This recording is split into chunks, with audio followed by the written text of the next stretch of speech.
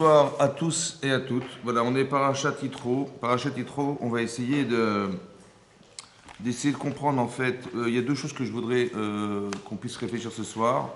D'abord, c'est d'apprendre à écouter, d'accord, et de savoir que ça a un rapport avec le don de la Torah.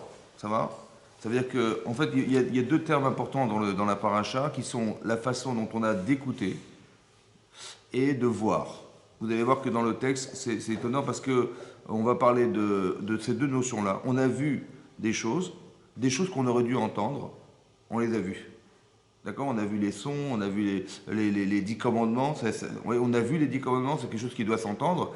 Et bizarrement, donc on parle de ces deux notions-là, de voir et d'entendre. D'accord. Et ça, c'est en rapport avec le don de la Torah, c'est-à-dire qu'on a voulu peut-être nous apprendre, peut-être nous amener à penser. Ouais, il y a une façon d'étudier la Torah, une façon de concevoir, qui passe par la capacité qu'on a d'entendre et de voir. Ça va? Alors, on va démarrer la paracha. C'est marqué Vaishma Yitro Kohen Midian. Donc, a entendu Yitro, Kohen Midian, d'accord, le prêtre de Midian, donc il était le prêtre de Midian, Choten Moshe, à la fois le beau-père de Moshe Rabbeinu, et Kol Asher Asa Elokim le Moshe l'Israël Amo. Il a entendu tout ce qu'avait fait Hachem à Moshe et à Israël son peuple. Qui aussi Hachem et Israël et Mitzrayim parce que Hachem avait fait sortir les d'Israël d'Égypte. C'est quoi être Kol Asher? Être Kol Asher Asa Elokim. Tout ce qu'avait fait Hachem. D'accord? Il fallait simplement dire, il a entendu ce qu'avait fait Hachem. C'est quoi être Kol Asher Asa? Tout ce qu'il avait fait.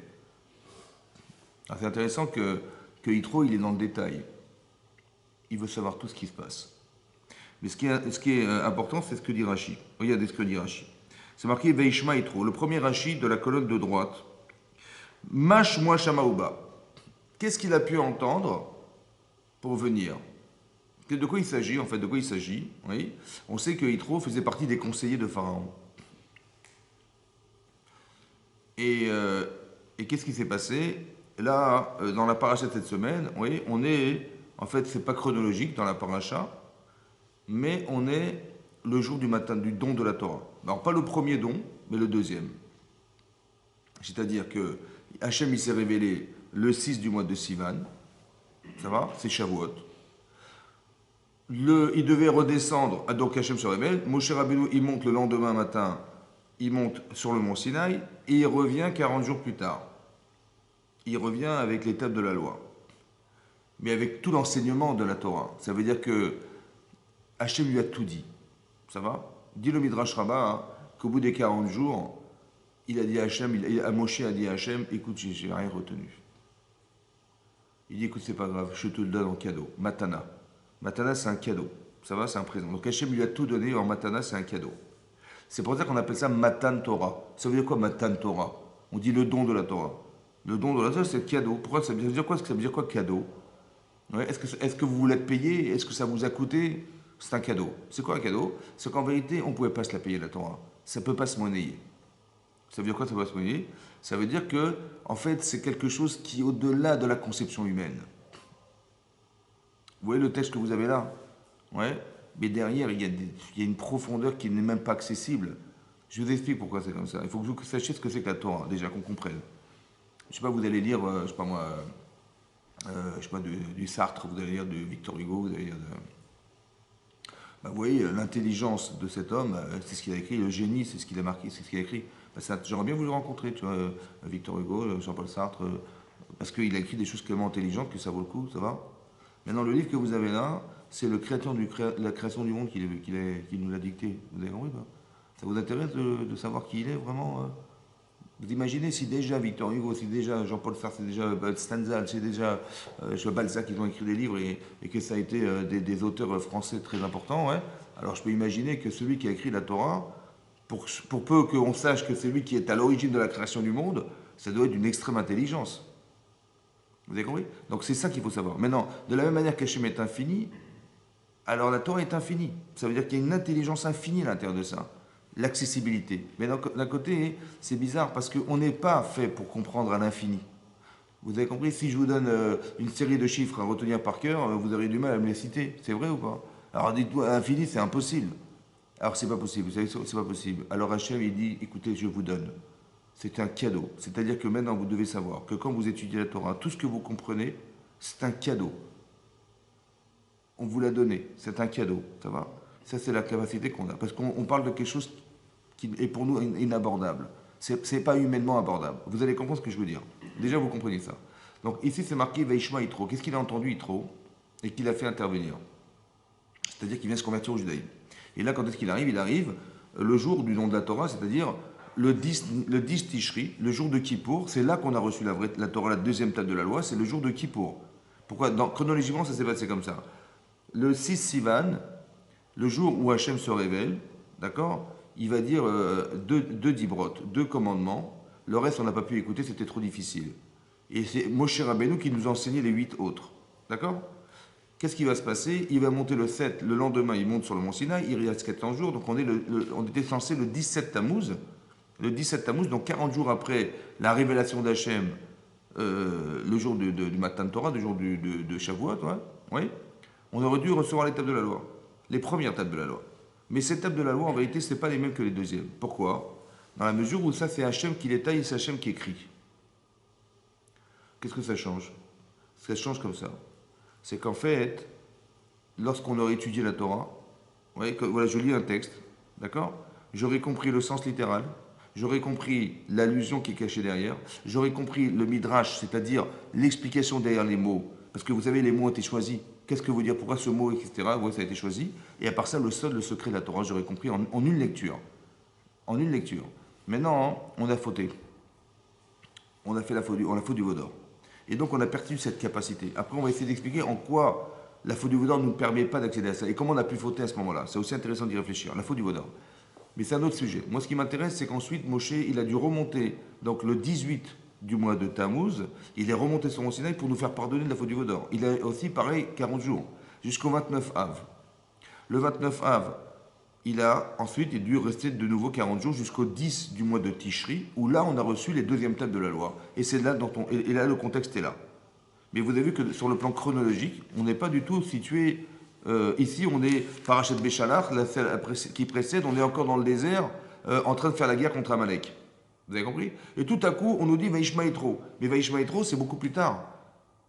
Donc on voit qu'on n'a pas suivi la chronologie de l'histoire. Pourquoi?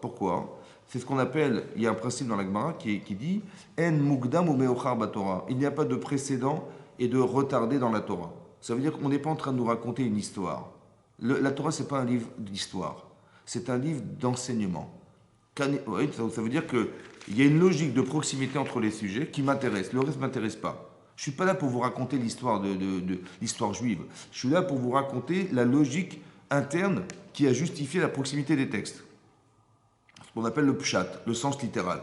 Donc avant, on nous parle de Béchalach, on nous parlait de la guerre contre Amalek, ça va? Et tout à coup, on nous dit Vaishma Yitro. Donc Rashi nous dit, voilà, qu'est-ce que dit Rashi? Qu'est-ce qu'il a pu entendre et qu'il l'a fait venir? Ça veut dire, qui est-ce qui a pu, dans la tête d'Yitro, c'est-à-dire l'écoute qu'il a pu avoir et qui l'a fait réagir? Ça va?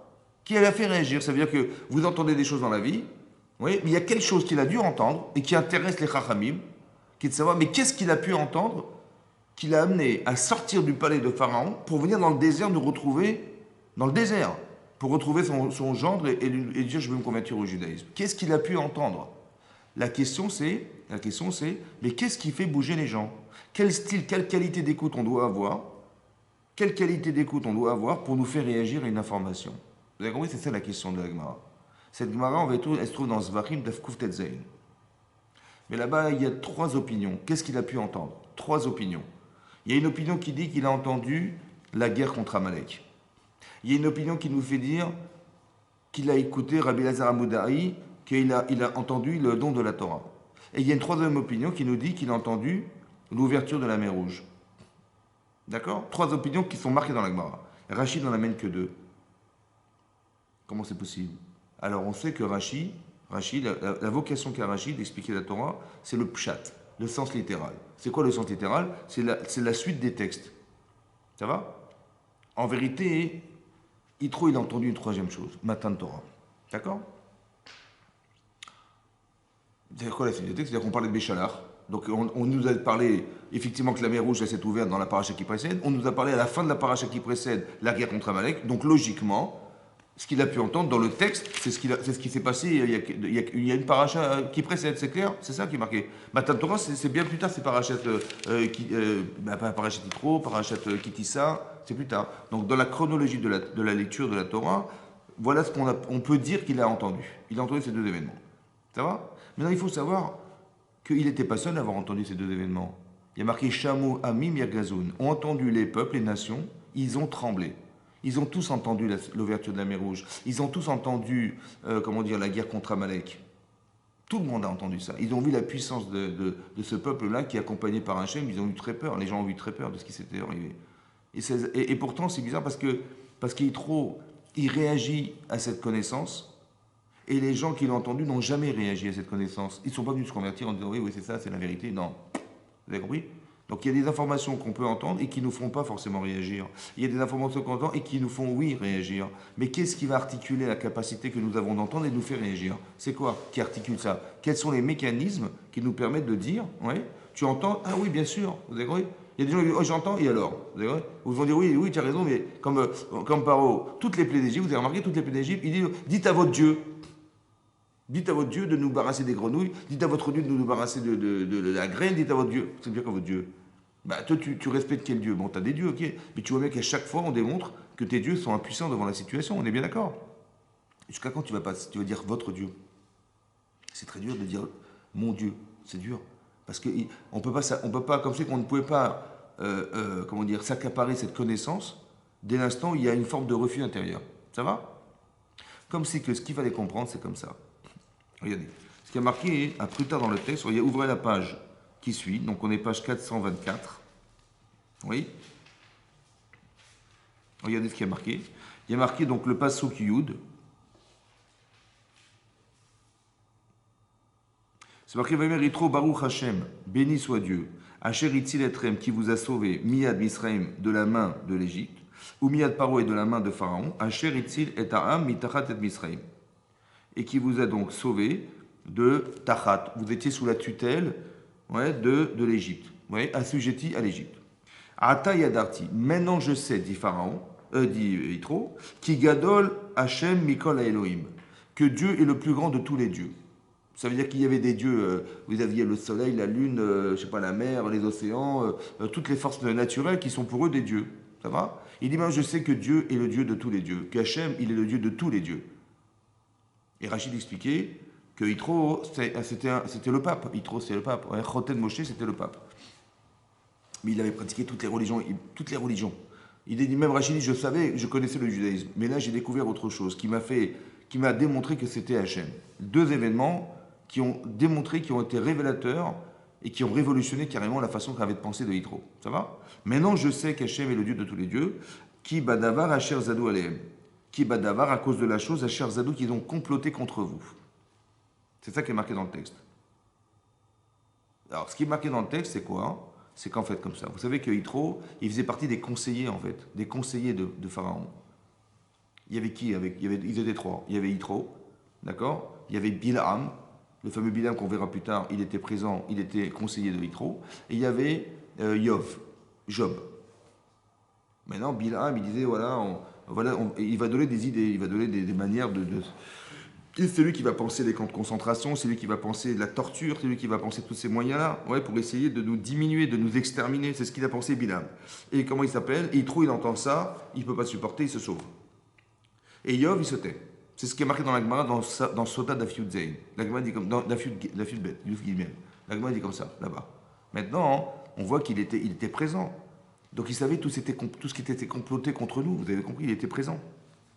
Et bizarrement, comme par hasard, ce qu'ils avaient fait, on pensait faire contre nous, ça s'est retourné exactement contre eux. Mais c'est impossible. Vous avez vu, de façon hasardeuse, c'est impossible. Exactement ce qu'ils ont pensé contre nous. Ils ont dit on va noyer les enfants, ils ont été noyés dans la mer. Ils ont dit on va jeter parce que Paro était malade, il était lépreux, il a dit il faut absolument que je me baigne dans du sang d'enfants juifs. Et on a transformé le Nil en sang, etc. Vous avez compris? Et chaque chose qu'il a pensé contre nous, ça s'est retourné. C'est impossible de façon hasardeuse. C'est pas possible, comme par hasard, ça tourne exactement contre lui. Vous avez, comme c'est qu'on voulait le remettre en cause, ou bien lui faire le faire réfléchir sur... C'est impossible, vous comprenez? Déjà, c'est un phénomène qui a été révélateur. D'accord? D'accord? Mais ça veut dire quoi? Ça veut dire que lui, il a entendu, les autres n'ont pas entendu. Pourquoi? Parce que, en fait, ce que tu vois, ça devrait pouvoir répondre à quelque chose dans ta vie. Il t'arrive un truc, tu dis, mais bien sûr, mais pourquoi? Parce que tu es en recherche, tu recherches Hachem. Tu es un intellectuel, tu es un philosophe, tu es quelqu'un qui va absolument découvrir qui est l'origine de tout ça. Qui c'est qui est la tour de contrôle de tout ce que vous voyez? C'est qui? Alors, il est en recherche, alors Hachem, il donne des réponses. Vous avez compris? Vaishma Yitro, il a entendu Yitro, tout le monde a entendu, mais cette capacité d'entendre qui nous fait réagir. Il faut absolument que tu arrives à construire ce principe dans ta tête, qui est de dire, je suis en recherche, je veux savoir, etc. Et si tu veux savoir, alors on va te faire savoir. Mais si tu veux rien savoir, alors tu vas avoir des événements, et puis bon, ben, voilà, ça s'est passé historiquement, qu'est-ce que tu en tires? Ça ne m'intéresse pas. Vous avez compris? Comme c'est qu'il fallait être capable de construire ce qu'on appelle une shmiya, une oreille. Vous avez compris? D'être capable d'entendre. Et cette capacité d'entendre qui nous fait réagir, c'est pas la même chose que d'entendre. Une capacité d'entendre qui nous fait réagir. Et cette façon de culter, elle va forcément se construire sur un terrain. Le terrain, c'est la réflexion, la pensée, les questions qu'on peut se poser dans la vie, et qui Hachem, il va nous donner des réponses. Ça va? Maintenant, comment ça marche ici? Alors, le Maharal de Prague, il explique comme ça. Pourquoi ces deux phénomènes en particulier, ça l'a complètement révolutionné? La guerre contre Amalek, et l'ouverture de la mer Rouge. Ces deux phénomènes. Par contre, les plaies d'Égypte, non, ça n'a pas impressionné. Ouais, vous avez eu le sang, Nil en sang, les grenouilles, je sais pas moi, la grêle, les animaux féroces qui attaquent la lèpre, qui n'attaquent que l'un et pas les autres. Ça n'a pas impressionné de ça. Bizarrement, ça n'a pas impressionné. Par contre, ça s'est impressionné. Alors, comment ça marche? Vous avez vu que la troisième plaie d'Égypte, oui, comme ça, écoutez comment il réfléchit, le Maharal de Prague. Oui. Le Maharal de Prague, il a vécu il y a 500 ans. Maintenant, il dit comme ça. C'est marqué que quand les sorciers de Yitro, de Paro, ils ont essayé de refaire cette fameuse plaie des poux, c'est des petits animaux, des poux, ouais, ils n'ont pas réussi. C'était trop petit. Et là, ils ont dit, ça, it's by Elohim. Ça, c'est le doigt de Dieu, ça. Ça va? Ça veut dire que c'est au-dessus de nos mains, c'est au-dessus de nos pouvoirs, notre pouvoir. Ouais, ils ont, comme si ils tendaient le doigt vers Hachem en disant, ça, c'est pas possible. Ça, c'est le doigt de Dieu, ça. Ils ont tendu leurs mains, leurs doigts, ils ont disparu. Mais ils ont dit le doigt. Ils ont dit le doigt. Au lieu de dire, bah, ça, c'est Hachem, ils ont dit, c'est le doigt d'Hachem. Pourquoi ils ont dit le doigt d'Hachem? Non, ça, c'est Hachem, ça. Ça, c'est un Dieu qui est au-dessus de nous, c'est ça? Pourquoi le doigt d'Hachem? Le doigt d'Hachem. Et bizarrement, nous, quand la mer s'est ouverte, d'accord? Vaïrou, hein, donc on a vu ça, et il y a marqué, on a vu Etaya d'Agedola. En français, ça veut dire, ils ont vu la main grande d'Hachem. C'est-à-dire que la formulation que nous, on a eue de ce qui s'est passé, le phénomène de l'ouverture de la mer Rouge, c'est de dire qu'Hachem, il a une main grande. Yad Hachem Agedola, elle est grande. On a parlé de la main, et eux, ils ont dit le doigt. Pourquoi ils n'ont pas formulé d'abord pourquoi on parle de la main et du doigt, et pourquoi ça a été formulé de cette manière? Alors, il explique comme ça. En fait, le doigt, c'est une partie de la main. Comme les plaies d'Égypte sont une partie de ce qui est révélateur d'Hachem. Une partie. Ça veut dire que les anges, les sorciers, ils ont dit plus fort que le Nil. Oui, là je reconnais, il est plus fort que le Nil. Il est plus fort que le Nil. Il est plus fort que les grenouilles. Le phénomène des grenouilles, ouais, il les contrôle. Il est plus fort que. Ok, il contrôle. Il contrôle les poux. Ouais, il contrôle ça. Il contrôle la lèpre. Il contrôle tout ce que je vous dis. C'est ça. C'est-à-dire c'est le doigt. Il est plus fort que l'élément que je vous cite. Mais est-ce qu'en vérité il dirige tout? Est-ce que c'est lui qui contrôle tout? Est-ce que c'est lui qui fait tourner la planète? Est-ce que c'est lui qui fait... Ça, je n'ai pas trouvé. Ça va? Par contre, quand la mer Rouge est ouverte, il y a marqué Vaï Bakeru Amaïm. Les eaux se sont percées. Les eaux. Alors on pense que les eaux, ça veut dire les eaux de la mer Rouge. Ils se sont ouvertes. Ça va? Mais Rachid dit non. C'est toutes les eaux de tous les océans de la Terre. Comme ça dit Rachid. Mais pourquoi ce détail? Pourquoi nous dire que tous les océans se sont ouverts? Tous les océans se sont ouverts, tous les océans, l'océan Pacifique, l'Atlantique, la Méditerranée, la Manche, la mer Rouge, tout ça, ça s'est ouvert. Tous les océans sont ouverts. Mais pourquoi ce détail? Pourquoi nous dire que tous les océans se sont ouverts? Alors le Maharal de Prague, il explique pourquoi. Il dit pourquoi. Parce que la planète Terre, elle est coupée en deux. Il y a une partie de mer et une partie de terre. Mais la partie de mer est beaucoup plus importante que la partie de terre. Donc ce qui représente la Terre, la planète, en fait, c'est la mer qui recouvre la grosse majorité, les 2 tiers de la planète sont couverts par la mer. Ça va? Or, nous, on a toujours pensé que vous avez des courants qui sont différenciés en fonction des océans. Mais c'est ça le pouvoir de la mer. Et c'est ça la différenciation des noms. En fait, la mer, elle fait un tout. Il y a marqué dans la Torah, Tayam. Il n'y a pas marqué la Yam, la mer de tel endroit, tel endroit. Mais pourquoi on a différencié? On a mis des noms. Parce qu'il y a des courants différents. Ça va? On dit si tu vas dans l'Atlantique, attention, hein, c'est dangereux, il y a des vagues. Et dans le Pacifique, c'est encore pire. Et si tu vas à la Méditerranée, ça va. Donc on connaît les courants, ça va, on se détermine. Donc qu'est-ce qu'on a fait? On dit bon, jusque-là, jusqu'à cet espace recouvert par la mer, il y a un tel nombre de courants, c'est un pouvoir, mais ça s'appelle un dieu. Donc qu'est-ce qu'on a dit? On a donné des noms aux océans pour différencier les pouvoirs qu'avait la mer sur la terre. Ce sont des dieux. Mais non, attention, dit le Maharal, eux ils pensaient que chaque océan, il a son autonomie. Ça veut dire que jamais, si vous voulez, la mer Méditerranée n'a d'influence sur la Manche. Ah non, non, attention, il faut bien différencier l'océan. Et l'inverse aussi, ça va? Tous les océans sont indépendants. Ce sont des dieux indépendants. Donc jamais l'un ne rentre dans le territoire de l'autre. C'est ça. Et c'est distribué par les courants. Voilà, c'est ça. Vous avez compris? Maintenant, qu'est-ce qui s'est passé? Tous les océans de la mer se sont ouverts. C'est impossible. Pourquoi? Parce que qui c'est qui peut contrôler toute la planète et faire que tous les océans, ils vont tous s'ouvrir? Alors j'ai vu qu'il y a un boréolam, c'est ça qu'il a vu. En voyant la mer Rouge s'ouvrir et que tous les océans se sont ouverts, il a eu l'information que celui qui dirige, qui est au-dessus de tout ça, c'est celui qui a ordonné que tous les océans s'ouvrent. La tour de contrôle, c'est lui. Parce que c'est toute la planète. C'est toute la planète qui s'est ouverte. Vous avez compris? Tous les océans de toute la planète. C'est ça que je cherche. Ne cherchez pas à savoir qu'il est le dieu d'un domaine. C'est pour ça que les plaies d'Égypte ne l'ont pas impressionné. C'est pas ça que je recherche. Je veux savoir qui c'est qui est derrière tout ça. Pas le dieu de celui qui est capable de contrôler les grenouilles. Pas le dieu qui est capable de contrôler, parce que ça c'est un élément parmi les éléments. Mais qu'est-ce qui est révélateur qui contrôle toute la terre? C'est ça. Donc quand j'ai vu la mer Rouge s'ouvrir, et que j'ai su que tous les océans étaient ouverts, j'ai dit c'est lui Hachem. Parce que c'est toute la planète. La guerre contre Amalek. Rachi rapporte que quand on a dû faire la guerre contre Amalek, oui, parce que qu'est-ce que c'est qu'Amalek? Amalek, ce sont des gens qui ont une idéologie en pensant que tout ce que vous faites est déjà prévu. D'accord? Par exemple, vous allez voir que les astrologues, ils sont capables de voir dans les étoiles et dans les astres, oui, et qui vont voir que, par exemple, le sauveur d'Israël va naître. Ils vont dire, ah, oh, écoute, il faut absolument que tous les enfants qui vont naître, on va les tuer. Il faut qu'on se débarrasse de cet enfant, parce qu'il va prendre ta place, le sauveur d'Israël. Après, il se rend compte qu'il est né, mais il va mourir par l'eau.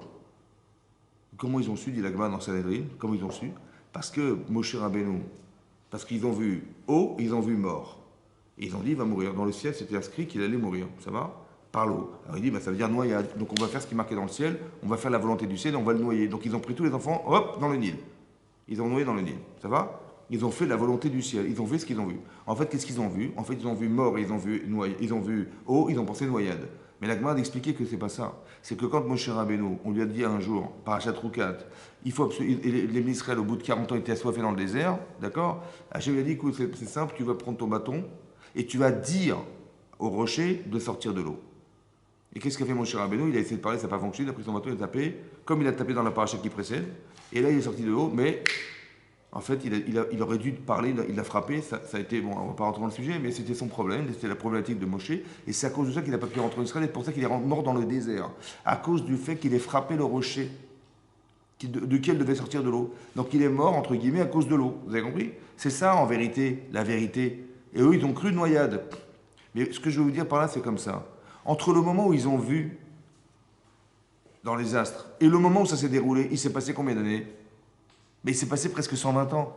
Ça veut dire qu'ils ont dit, mais tu vois, tout est marqué dans le ciel. Même ce qui va se passer dans 120 ans, tu le sais d'avance. Vous avez compris ce que je veux dire? Donc il n'y a rien au-dessus au-dessus du Mazal. Il n'y a rien au-dessus des étoiles. Il n'y a rien au-dessus de tous les éléments composants qui sont révélateurs de l'histoire du monde. Il n'y a rien au-dessus de tout ça. Tout est marqué ici. Vous avez compris voilà, c'est ce que je voulais vous dire. Au-dessus, il y a quoi? Il n'y a rien. Mais non, le mazal, ce qu'on appelle les mazalotes, ouais, vous savez, il y a les 12 signes zodiacales. C'est quoi les signes zodiacales? C'est le bélier, c'est le scorpion. Ce sont des formes d'étoiles, en fait. Des formes d'étoiles qui représentent un scorpion, qui représente un bélier, tous les signes qu'on connaît. Et donc, il dit à travers ces étoiles-là, la forme, les planètes qui tournent autour, il savait exactement, je sais pas, Mars en face de Vénus, etc., que, voilà, on savait que c'était des formes positives ou négatives. C'est comme Paro, il a dit, mais ça sert à rien que vous partiez. J'ai vu Ra Keneged Penechem, j'ai vu le mal en face de vous. Il dit, Rachidi, qu'ils ont vu dans les astres qu'il y aurait du sang dans le désert, donc il dit, vous allez mourir dans le désert, ça sert à rien de partir, restez là.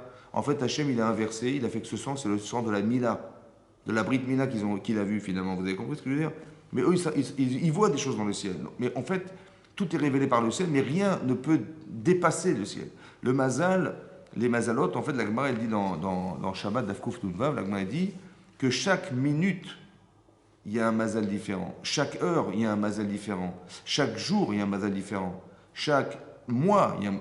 Donc un enfant qui va naître telle heure, tel jour, etc., il a un mazal qui correspond, un mazal, ça veut dire une destinée qui correspond à l'heure, à la minute, à l'heure où il est né.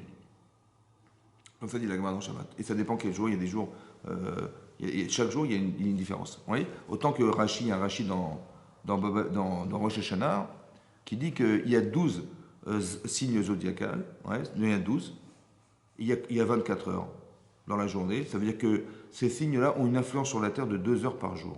Comme ça, il explique. C'est-à-dire que si vous êtes sur la Terre et vous regardez le ciel, la Terre tourne, donc vous avez des signes des étoiles qui se déplacent, ouais, que vous voyez se déplacer. Et il faut savoir que toutes les 2 heures, il y a une influence de ce mazal sur la Terre. Comme ça, Rachid expliquait. D'accord? Une influence, oui, de ce mazal. Indépendamment du fait que lorsqu'on est, on est sous influence du mazal dans lequel on est né. Voilà. C'est ce que pense en fait, c'est ce que pensait, comment il s'appelle? C'est ce que pensait Amalek. C'est pour ça que Purim s'appelle Purim. C'est quoi Purim? Purim, au nom du tirage au sort. Vous savez ce qu'a fait Haman? Il a tiré au sort 2 numéros. Il dit, je vais exterminer le peuple juif, je ne sais pas quand, écoutez, je vais tirer au hasard.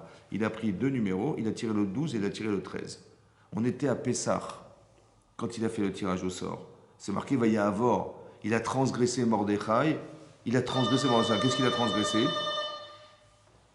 Il a transgressé Pessah.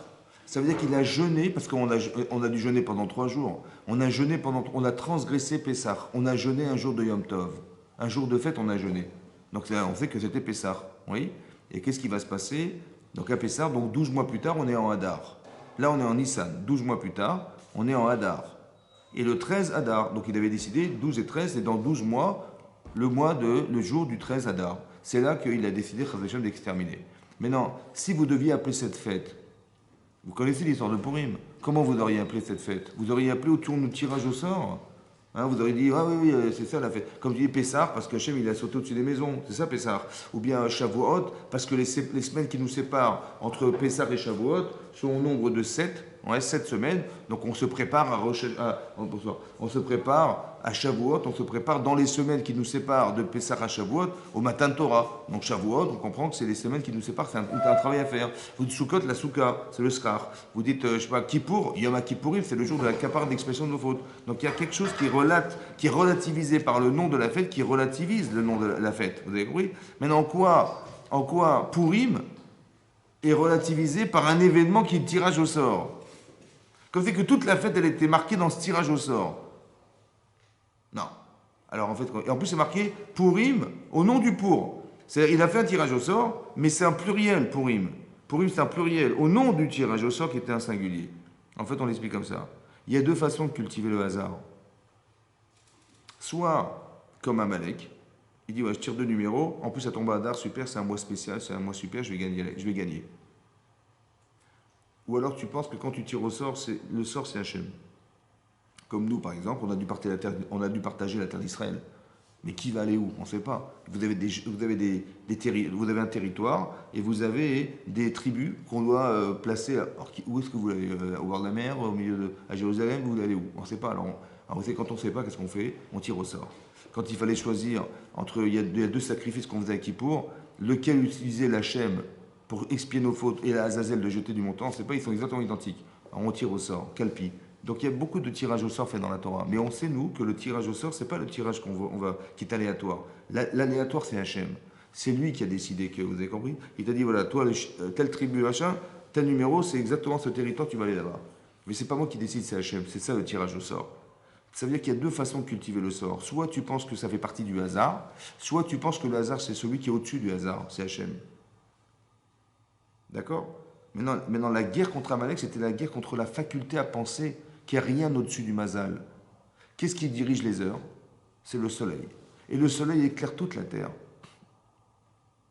C'est un astre qui éclaire toute la terre. Donc c'est un dirigeant, c'est un élément présent qui va orienter sa lumière sur la terre, mais qui va éclairer toute la planète Terre. Maintenant, qu'est-ce qui s'est passé? Dans la paracha de Béchar, c'est marqué que quand on a dû faire la guerre, Moshe il levait les bras au ciel, et quand on levait les bras, on gagnait la guerre, et quand il est baissé, on perdait la guerre. L'Agma demande, elle dit, je crois, tu crois parce qu'on levait les bras, il gagnait la guerre, il baissait les bras, on perdait la guerre? Ça dépend des bras de Moshe Rabbeinu. Il dit non. Quand les ministres levaient les yeux vers le ciel et ils se battaient en sachant que c'est Hachem qui les aidait, les bras se levaient.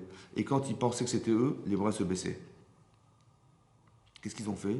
Que Aaron et Hur, ils ont soulevé les bras de Moshe Rabbeinu, les tenant en l'air comme ça, pour que les Israël, ils savaient que ça va dépendre et ça leur donnait des forces.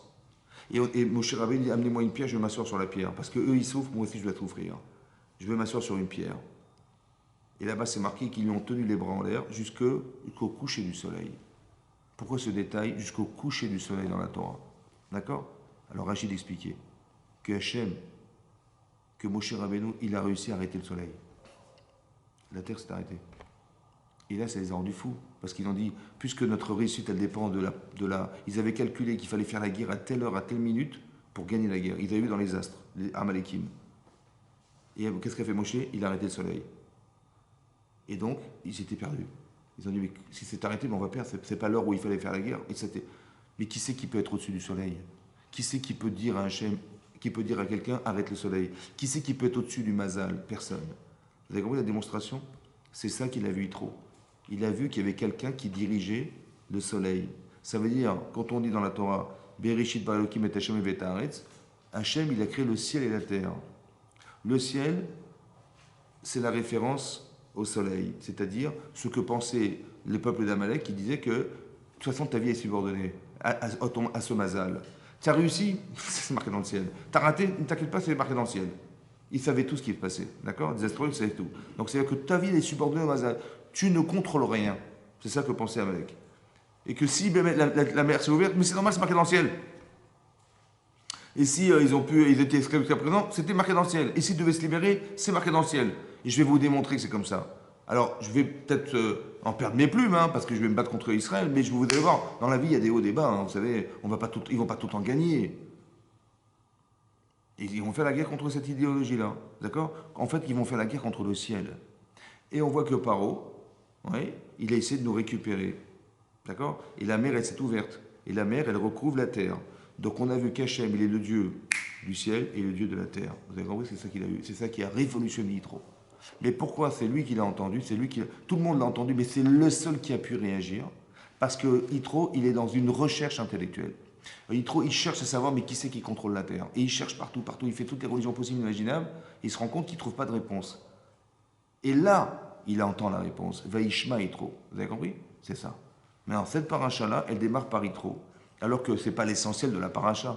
C'est un personnage de la Torah. Mais là, par contre, la Torah va nous parler du Matan Torah. Qu'un jour dans l'histoire, Hachem il s'est révélé. Ça va? Il s'est révélé au monde. Et en particulier, dans cette période, après la sortie d'Égypte, donc on était au mois de Sivan, d'accord? Le 6 Sivan, donc on était dans le 3e mois, parce qu'il y a eu Nissan, Iyar, Sivan. On est dans le 3e mois après la sortie d'Égypte. Et là, Hachem, il va faire une révélation extraordinaire. Mais de quelle manière ça s'est fait? Il fallait s'y préparer. D'accord? Et on s'est préparé pendant les jours qui nous sont séparés. Et Hachem a dit, il faut 3 jours avant, préparez-vous à ça. D'accord? Donc on s'est purifié, on a réfléchi, on s'est adapté, on a accepté l'Hachem. Donc on a dit, Naase Venishma, ça veut dire quoi Naase? On traduira en français, Naase, on fera et on comprendra. On fera et on comprendra. C'est un peu difficile de comprendre que tu peux faire sans savoir. Tu peux faire sans comprendre. Non. En fait, on fera et on comprendra, ça veut dire, maintenant que tu nous as sauvés d'Égypte, tout ce que tu nous demanderas de faire, on le fera et ensuite on réfléchira. Mais aveuglément, on accepte d'entendre tout ce que tu nous demanderas de faire. C'est ça que ça veut dire. Naase Venishma, c'est ça le sens évident du texte. C'est comme ça qu'il faut comprendre la Gemara dans Shabbat aussi pareil. D'Afpechet, la Gemara dit qu'ils ont pris sur eux. Comme ça, Rachid dit, Naasé, c'est qu'on a accepté de faire. On n'est pas dans la capacité à agir, mais dans la capacité d'accepter de faire pour ensuite comprendre. Le plus important, ce n'est pas ce que tu vas forcément faire, c'est est-ce que tu es d'accord de le faire. Est-ce que tu acceptes de faire. Ça va? Parce que quand je vais te demander de le faire, il va falloir être prêt à le faire. Ou quand je te dirai, j'ai pas besoin de toi, tu dis, oh non, non, mais je veux absolument faire. Par contre, si tu n'avais pas accepté de faire, si je te dis, mais finalement, j'ai pas besoin de toi, tu dis, oui, d'accord, pas de problème. D'accord, oui? Au fond, parce que j'avais pas accepté de faire. Le plus compliqué dans la vie, c'est pas de faire. Disons que de faire, ça va entériner autre chose dans ma façon d'être. Mais ce qui est important, c'est d'accepter de faire. Est-ce que tu es d'accord d'être cette personne? D'accord? Tu l'as accepté ou pas? Oui? Quand quelqu'un se convertit, ouais, on appelle ça Kabbalat Hamizvot. Est-ce que tu acceptes le judaïsme? Et on lui dit, tu sais, c'est pas évident d'être juif, c'est pas évident d'être juive. Voilà ce qui se passe dans l'histoire, tu sais, on nous persécute. Là, tu veux vraiment, tu es sûr que tu veux vraiment? Alors, et donc, on engage la personne à dire, oui, je veux accepter d'être. D'accord? Que ce qu'elle va accepter est plus fort que ce qu'elle risque. Et donc, elle accepte la personne. Mais c'est ça l'enjeu, c'est d'accepter d'être. D'être la personne capable d'absorber ce désir. Voilà. Et donc, ce qui est marqué là, donc Hachem se révèle. De quelle manière il se révèle? Alors là, on va retourner à la paracha qui parle du Matan Torah. Regardez comment c'est marqué. Comment Hachem, il nous parle et comment Hachem, il s'est adressé à nous au don de la Torah. Regardez, ouvrez la page 434. Je ne sais pas si vous avez un fromage, peut-être passer un fromage quelques... Hein, 434. Voilà. Voilà, c'est marqué, on est dans le premier verset, ouais, du 20e chapitre. Vous avez trouvé? Premier verset. Premier verset du 20e chapitre. Alors, c'est marqué Vaïdaber Elohim. Donc, Vaïdaber Elohim, Dieu a parlé. Ouais.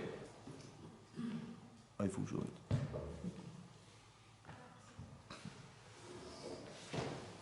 Donc, Vaïdaber Elohim, et kol adevarim aele. Et kol adevarim, toutes ces paroles.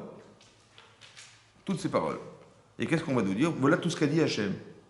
Et c'est marqué Anochi Hachem Elokecha Sherotzetsira Mitzrayim. Donc on va nous citer les 10 commandements. Anochi, je suis ton Dieu qui t'ai fait sortir d'Égypte, etc. Tu n'auras pas d'autre Dieu que moi, etc. etc. Donc, ouais, oui, donc c'est les 10 commandements. Mais c'est marqué Vaïdaber Hachem et kol adevarim aele. Il a dit toutes ces paroles. Regardez Rashi.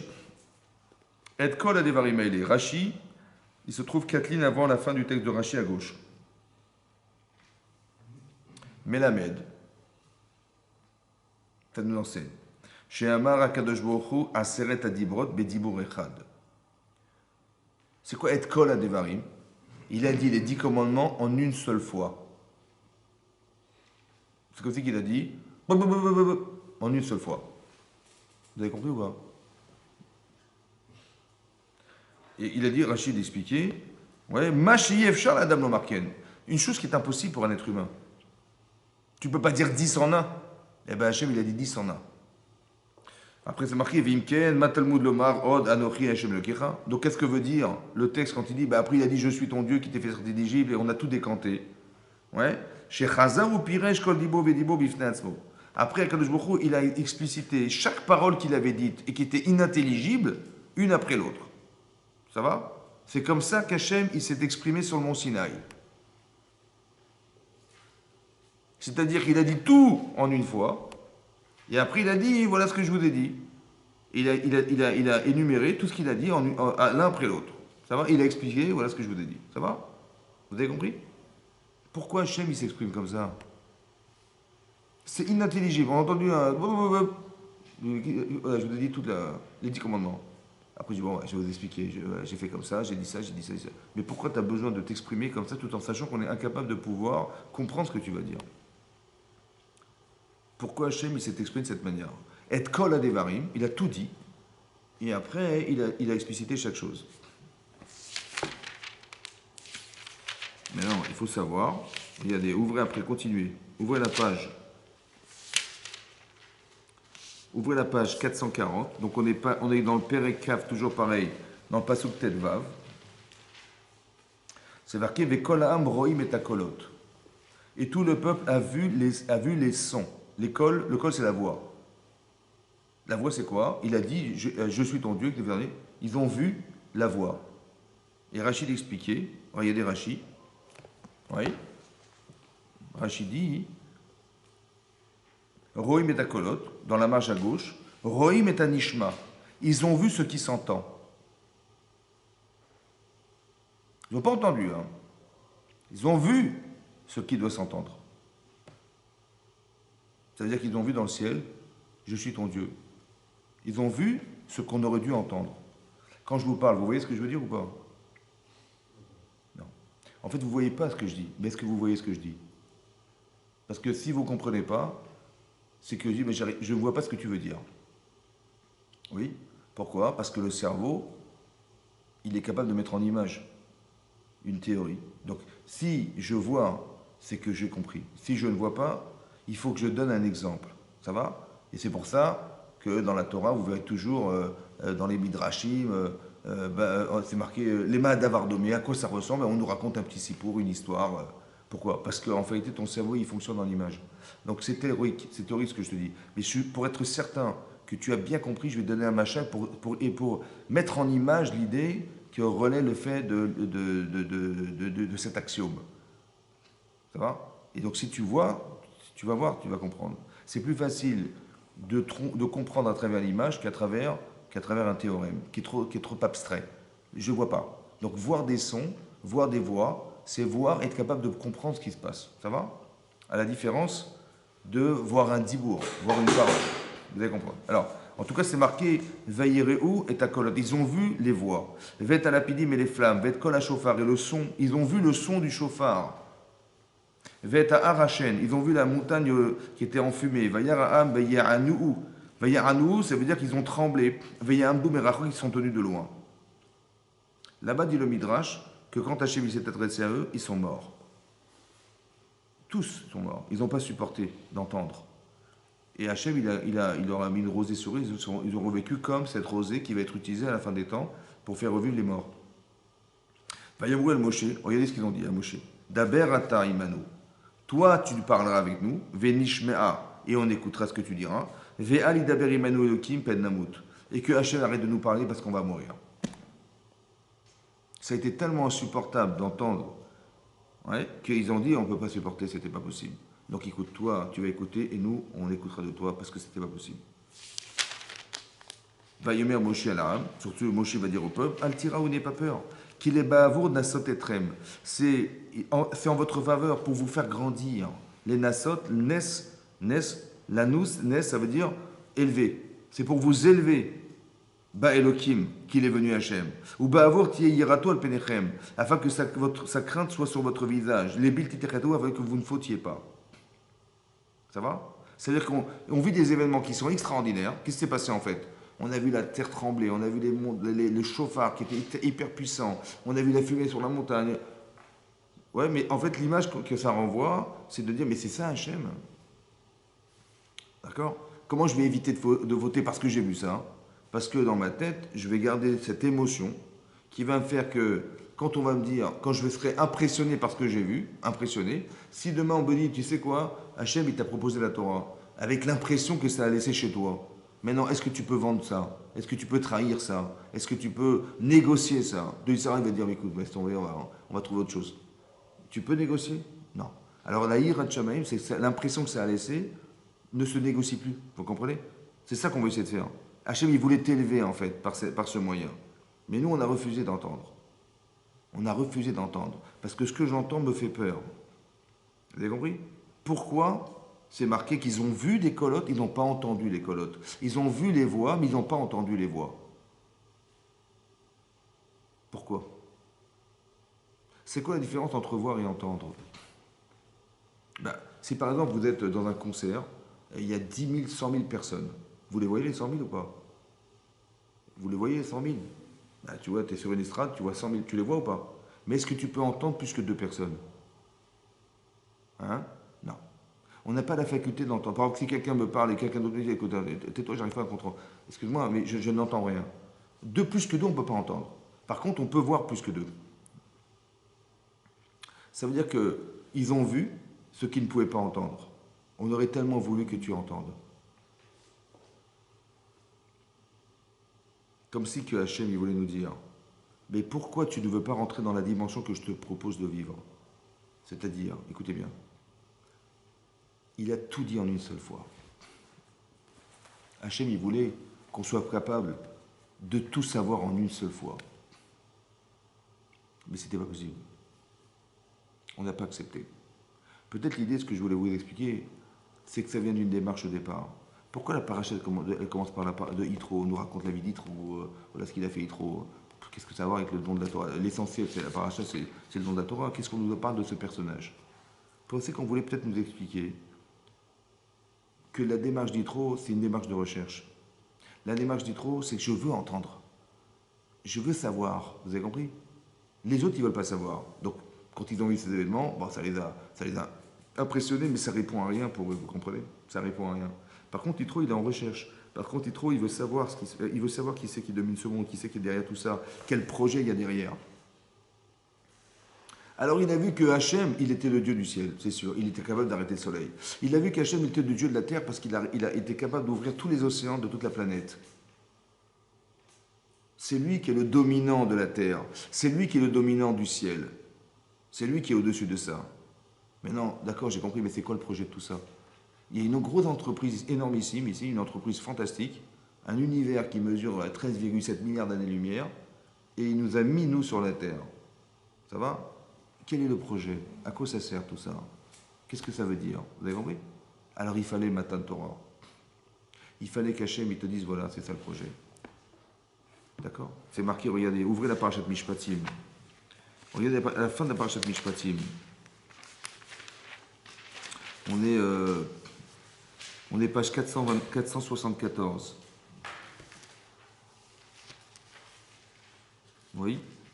C'est marqué là-bas, hein? Vayomer Hachem El Moshe. Oui? Allez Elai, il a dit, monte vers moi, à Hara, sur la montagne, Veillez Sham, et il sera là-bas, Ve'etena lecha et aluchot, et je vais te donner les tables, à Even de pierre, à Torah, et la Torah, et les mitzvot, à chaque atafti le horotam que j'ai écrites pour que tu puisses les enseigner. Ça va? Mais qu'est-ce qu'il a donné sur le mont Sinaï, Hachem? Bah, les 10 commandements, c'est ça? Mais là, il y a marqué ta mitzvot à chaque atafti les horotam. Les mitzvot que j'ai aussi inscrites pour que tu puisses les enseigner. Et Rachid expliquait, regardez, Rachid dit, et kol et alechot la Torah la mitzvot à chaque atafti le horotam. Donc le Rachid se trouve dans la deuxième ligne de la colonne de droite. Kol shesh meot veshlosh esre mitzvot bichlal aseret adibrot. Les 613 mitzvot font partie de l'ensemble des 10 commandements. Ça veut dire qu'à travers le fait qu'il ait dit 10 commandements, en fait, il avait tout dit, Hachem, les 613 mitzvot. Tu les vois, les 613 mitzvot, toi? Non, moi je vois que 10. Mais en vérité, si tu réfléchis bien, tout est concentré, tout est résumé dans les 10. Comme si qu'il avait dit, je t'ai tout dit.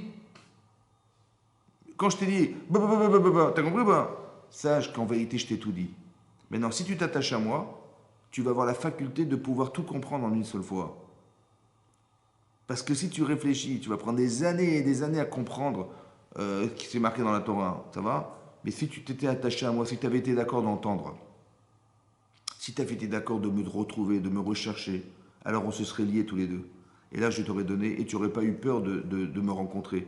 Tu n'aurais pas seulement vu, mais tu aurais su, et tu aurais pu entendre. Vous avez compris ce que je veux dire? C'est ça qu'Hachem a proposé au Matan Torah. Comme si on devait savoir, ouais, qu'on a, oui, cette capacité de tout entendre en une seule fois. C'est extraordinaire. Tu dis, mais ce qu'un homme n'était pas capable de faire. Oui. Alors qu'est-ce qu'on a fait? Nous, on a vu. On a vu l'ensemble. Mais on n'a pas été capable de pénétrer dans l'ensemble. On a vu l'ensemble. Mais on n'est pas capable d'entendre plus que deux.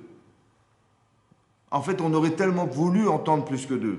Mais on a eu peur de ce qu'on a entendu. On se sentait incapable d'eux. C'est un petit peu comme les nations. Quand ils ont entendu ça, ils ont tremblé. Ils disent, mais c'est quoi ce Dieu-là? On a peur de le rencontrer. Mais si tu avais simplement compris que c'était dans ton intérêt, que c'est dans toi d'écouter, d'entendre, c'est ça. Est-ce que si tu avais été en recherche, ça aurait répondu à quelque chose chez toi? Mais manifestement, ça ne répond à rien parce que ça ne te parle pas, ça ne te dit rien. Vous avez compris?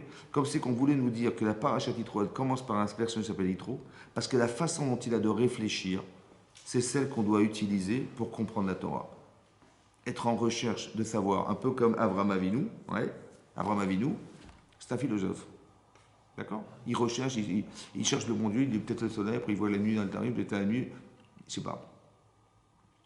il est tellement convaincu à la fin de ses idées, hein, en tant que philosophe, que quand Nimrod il lui dit, écoute, c'est simple, soit tu fais la Vodazara, tu te prosternes devant une idole, ou je te jette dans la fournaise ardente.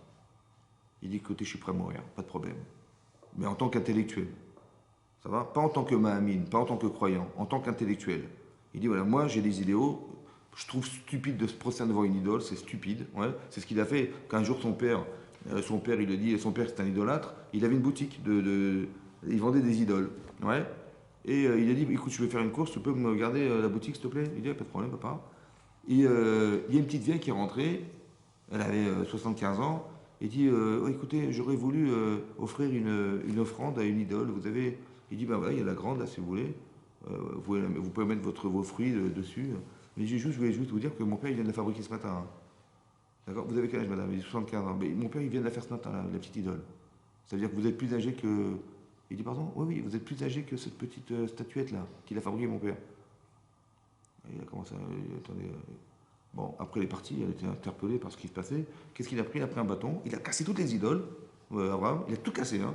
Il a planté le bâton dans la main de l'idole. Ouais, il était comme ça. Son père, il vient, il voit le massacre. Il dit, mais c'est un tremblement de terre? Il fait, non, non, mais tu sais quoi? Il y a une vieille dame, elle est rentrée, elle a mis des fruits sur cette idole et tout le monde voulait lui piquer. Elle a dit, attendez, elle a pris son bâton, elle a tout cassé. Il dit, tu te moques de moi, quoi? J'ai pas compris, mais de quoi tu parles? Il dit, mais si tu ne crois pas, alors comment tu peux imaginer qu'une idole, si tu ne penses pas qu'une idole elle a un pouvoir, alors comment tu peux croire en cette idole? Vous avez compris? Donc il remettait tout en cause. En fait, il était là pour faire réfléchir les gens. Vous avez compris? Et donc, comme il était convaincu de ses idées, il est prêt à se sacrifier pour ses idées. C'est pour ça que dans la Torah, il n'y a pas marqué dans la Torah cette histoire d'idole, c'est pas marqué dans la Torah qu'il s'est sacrifié, c'est pas marqué. Par contre, le sacrifice d'Israël, c'est oui marqué. Mais quelle est la différence entre le sacrifice d'Israël et le sacrifice de sa propre vie? Alors là-bas, on explique parce que la Torah, elle ne nous pas des histoires de gens qui ont été capables de mourir intellectuellement, mais de gens qui se sont sacrifiés pour quelque chose, qui est en lien avec Hachem. Ça va? Mais pas... Vous avez compris? Quand Hachem dit, écoute, prends ton enfant, Hachem lui avait jamais demandé de se jeter dans la Kifchanaïch, dans la fournaise. Et encore pire que ça. Là-bas, le Midrash Rabbah, il dit, mais qu'est-ce qui a pu sauver Abraham Avinu? Ouais, quand il est rentré dans le feu, ça ne l'a pas brûlé. C'est quand même bizarre, ça ne l'a pas brûlé. Comment ça se fait qu'il n'a pas brûlé? Alors je dis, ouais, il n'a pas brûlé parce que c'est Abraham, elle est bonne. C'est parce que c'est Abraham Avinu, il est extraordinaire cet homme. Et donc Hachem, il dit, je vais te protéger, tu ne vas pas brûler. Non. Midrash, il dit, parce qu'il devait engendrer Yaakov Avinu. C'est-à-dire que s'il était mort, jamais Yaakov, il aurait pu naître. En fait, il n'a pas survécu pour lui. Il a survécu pour ce qu'il allait engendrer. Vous avez compris ce que je veux dire? Peut-être pour lui, ça valait le coup qu'il meure. Pour lui, ouais. Mais en vérité, c'est pas ce qu'espère Hachem. Donc il a fait, il n'est pas mort, Abraham Avinu. Mais pour vous dire qu'Abraham, il a des convictions. Jusqu'à ce qu'il va arriver à la Kedat Yitzhak, où là, c'est une vraie remise en cause. Pourquoi? Parce que Hachem, il ne veut pas qu'on soit simplement des intellectuels. C'est pour ça qu'il a proposé à Abraham Avinu quelque chose qui est inhumain, intellectuellement insupportable. Il a dit, tu sais quoi, t'as rêvé d'avoir cet enfant? Ouais, tu l'as eu? Super. Allez, prends-le, va le monter en holocauste sur la montagne de Moria. J'ai pas compris. Ben oui, tu prends cet enfant, tu vas le sacrifier.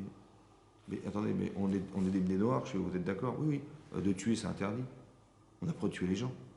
Même si c'est pour la religion. Et moi, je me suis battu toute ma vie contre des gens stupides qui sacrifient leurs enfants sous prétexte qu'ils avaient des problèmes. L'autre, il a fait faillite, il dit, ah, c'est peut-être Dieu, il n'est pas content, je vais prendre mon fils et je vais le sacrifier, il va se calmer. Depuis quand l'autre, il va subir tes problèmes personnels. Il va mourir parce que tu as des problèmes, ça va, tout va bien. Et moi, je me suis battu contre toi et tu me demandes l'inverse. Mais il n'a jamais posé la question à Hachem. C'est lui qui s'interroge. Hachem dit, prends l'enfant unique que tu auras et tue-le. Ça va? L'enfant unique. Alors, j'ai juste pas compris. Cet enfant est unique, donc je n'aurai pas d'autre, c'est clair. Unique, ça ne viendra pas. Mais tu m'as pourtant promis que j'aurai une descente aussi nombreuse que les étoiles du ciel. Mais oui. Mais non, ça ne correspond pas à ce que tu crois. Alors tu vas le faire ou tu ne vas pas le faire? Ben, si humainement ça ne se fait pas, alors je ne peux quand même pas accepter humainement quelque chose qui est insupportable. Vous avez compris? En fait, c'est la limite de ce que je suis. Hachem me dit, mais j'aurais tellement aimé que tu sois capable de faire confiance. C'est-à-dire, la émouna, la confiance en Dieu, elle vient s'exprimer après ta logique. Pourquoi? Parce que derrière ta logique humaine, il y a une limite, il n'y a plus de limite en fait. La limite de ce que tu conçois, c'est ta vie que tu as concentrée dans ce que tu penses. J'aurais tellement aimé que tu sois capable de penser au-delà de cette limite, qu'on puisse se retrouver. Vous avez compris ça? En vérité, je vais vous dire mieux que ça. Vous avez tous une neshama. Vous avez quelque chose d'infini en vous. C'est la neshama qui vient d'Hachem. Elle est infinie. Seulement, on a un corps qui nous empêche d'atteindre cet infini. Donc quand Hachem il propose à Abraham, il dit, est-ce que tu es d'accord, au-delà de tes sentiments personnels, que tu peux me faire confiance et atteindre cette partie infinie qui est en toi? Vous avez compris ce que je veux dire? Est-ce que tu es d'accord? Et c'est là qu'Abraham il devient le partenaire. C'est là que nous on descend d'Abraham. On ne descend pas de Noir, on descend d'Abraham. Et Abraham d'Israël, Israël et Yaakov. Vous avez compris? Voilà, ça s'est construit comme ça. Au-delà de tes propres limites, est-ce que tu es d'accord qu'Hachem existe? Parce que l'Yitzhara, il dit, tu vas pas tuer ton fils, et ton fils que tu aimes. Et en plus de ça, c'est une torture, tu vas quand même pas faire ça. Bon, au fond de moi, je suis torturé, je suis tiraillé entre ce que je vais devoir faire, de ce que je vais perdre, et de ce que Hachem me demande. Et je dis, écoutez, je suis désolé, c'est plus fort que moi, on va s'arrêter là. Je ne pourrais pas, c'est pas possible. Mais quand je dis ça, en vérité, je me rends pas compte que je suis subordonné à moi-même, c'est-à-dire à mes intérêts personnels.